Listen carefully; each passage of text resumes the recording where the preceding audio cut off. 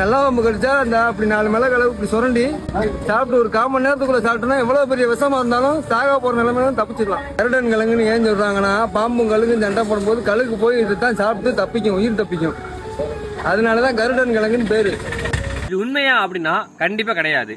ஆனா இந்த கிழங்க பல 100 வருஷத்துக்கு முன்னாடி யூஸ் பண்ணியிருக்காங்க. எப்படி பண்ணியிருக்காங்க அப்படின்னா சில பூச்சிக்கடிகள் இருக்கும், அதுக்காக அந்த கிழங்க யூஸ் பண்ணியிருக்காங்க.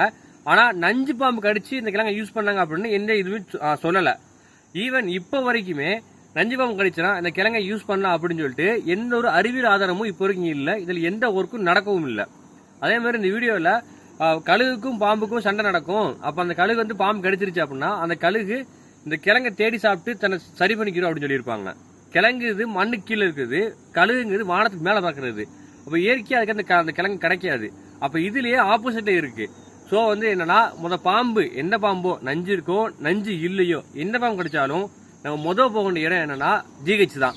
ஏன்னா நம்ம இவங்க சொல்றபடி நம்ம கேட்டு நடந்தோம் அப்படின்னா அது நம்ம உயிருக்கு நம்மளே ஆபத்து வச்சுக்கிற மாதிரி தான்.